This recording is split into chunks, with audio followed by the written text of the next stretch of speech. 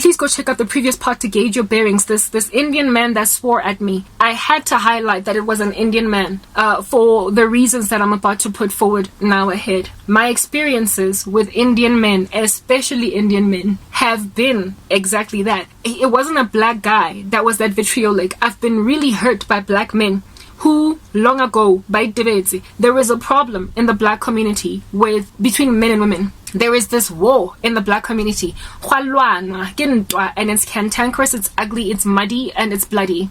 And they are murdering each other. And they have no tact in this fight. And they are bringing the rest of us who are not interested in this fight in the mix. And so I, frankly, am suffering, dying, collateral damage as a black woman at the hands of black men and other black women because of Ndwae that they're in. That albeit not wanting to be a part of it, by mere virtue of my skin color, I'm made to be a participant of it. So I keep on catching stray bullet from exceptionally rude black men and exceptionally angry black women. And it's painful, but it is a strife or a struggle that I have been in for so long that I every so often wear a bulletproof vest. And so their insults and their profane way about themselves just kind of, afflict me only because they tried to hurt me. But I live because I've got a bulletproof vest on.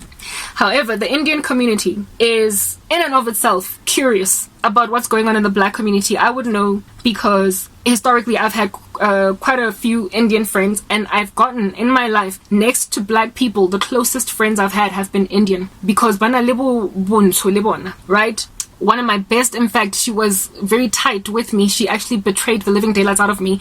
Ultimately, Gaditlare. Marahane Kisabazako MTN, the girl that I was tightest with, all over the show, we were basically Bumba besties tied together. My Siamese twins was an Indian girl. Right? I relate with them very well, and there is something very warm, Kabona. And I don't know how many times my former Indian friends have asked me this question, not trying to be offensive, not trying to be, taboo, have asked me, do you guys love each other thoroughly? I once had this real estate agent as I was looking for a place to stay in because my mom kept on kicking me out of home.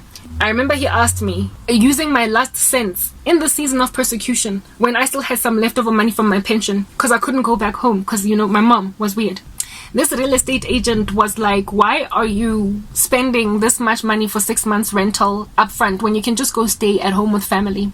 And I was just like, things are complicated at home, I can't. So he then went on to be like, I don't mean to be offensive, please don't look at it the wrong way, but can I just ask you this question? If your mother passed away, would you cry? And my response to him was, I get where you're coming from. I did not even say, what in the world? How offensive are you? How dare you ask me such a thing as that? To him, it was like, no, I'm just asking because I have noticed that there is a carelessness in the black community concerning each other. It's like you guys don't care when the next man struggles. When they fall on the ground splat, you just kind of walk by and you don't care. He had observed this being an Indian man having lived in South Africa all his life.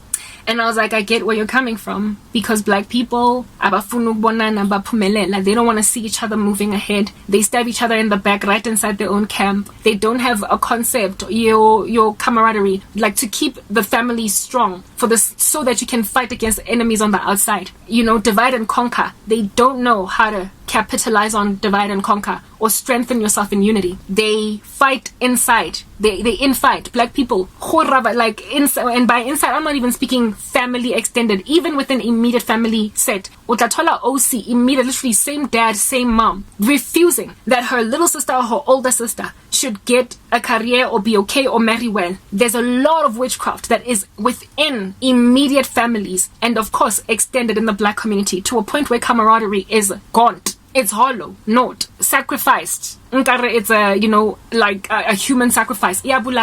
And it is all in the spirit of acquisition. Number one. And this is something that everybody around the black community in this country observes. But black people have an entitlement to not be critiqued. Otherwise, everybody else is accused of being racist when they critique them.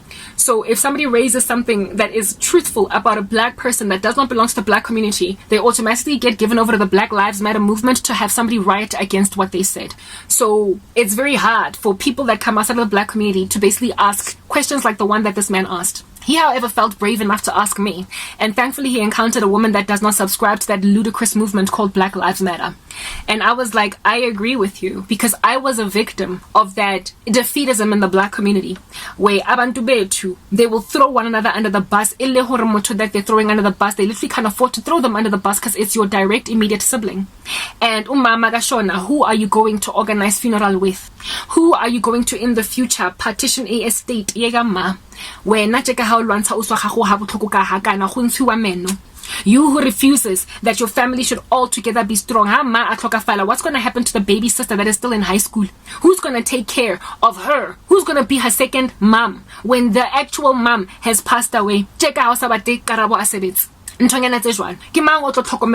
one that's still in high school, because you alone cannot take care of me and the baby. If the level of defeatism is inside the black community. Alright. And Indian people gaze upon it with curiosity, because there is camaraderie in the Indian community. They hold each other's fort down. Even when they're not related, they will hold each other's agenda. Cause charo for charo, brother for brother, they have that thing. In corporate, they promote each other just because they've got the Indian skin. They push one another's businesses and agenda, and they stick with family, and that's why their families thrive and they're so big. So when they look at the black community, it's like we're these animals that don't know what is fit and right for them. We lack wisdom, basic wisdom to conquer our enemies. That's why there is so much poverty in the black community. Indian people came out of apartheid with us having also been previously disadvantaged, and yet the way that they thrived in their businesses immediately after they were given leg room to move, the way that they are literally the second most powerful demographic in this country after white people because they've maintained their power, is evidence of tabaure. There is community, there is power, in community and in unity. They stick to each other, and they look at black people as these confusing lone rangers that are walking around literally bashing each other's households. Abena tando, tact, no care for each other. They don't have loyalty to one another. So when this dude asked me this, I got it. Therefore, when an Indian man commented on my comment section, a Mr. Naidu of sorts, saying BS to me, it hurt, because it said a lot about how far gone the world at large must be for an Indian man who understands basic things like the softness of women and the influence of family to speak like this to a woman. South African Indians are not religious extremists unto Allah or Krishna or whatever. You will find those in the Middle East. They tend to be very sweet, kind, open. And they are like an older Indian man. It feels very fatherly to a young black girl or a young black boy. I don't know if you bikini auntie men, there's something about them that we connect to. So if at all an Indian dude is speaking rubbish to a black person, it's not highly, in South Africa, it is highly unlikely inspired by racism. There is some other issue back there. So you can understand how contagious sin is. If an Indian man who has this basic mindset, they have this camaraderie with one another thing, and they tend to be very brotherly with people, including abantu abamnyama. When then a person like that has already been tarnished to a point of uktuga, indodagazi, a woman, it says a lot. It says a lot. It says that as society at large, whatever sins dwell in one demographic, the lines have been blurred. It's now entering into another. And so now we find ourselves in 2 Timothy 3 Boulevard, where agusana my demarcations as to what is the typical character flaw of this particular people group. The defeatism and the harshness of black men, thanks to this gender-based violence culture in South Africa, has now apparently, allegedly, afflicted Indian men to a point where they also can now rock up and swear at women in a way that black men have given themselves a nice little reputation of doing very easily. It's influenced across cultures now. Meaning, what is there left for us to work with as Christians, as society? What is there to be salvaged when the bad habits of one group are now infecting another? Next part.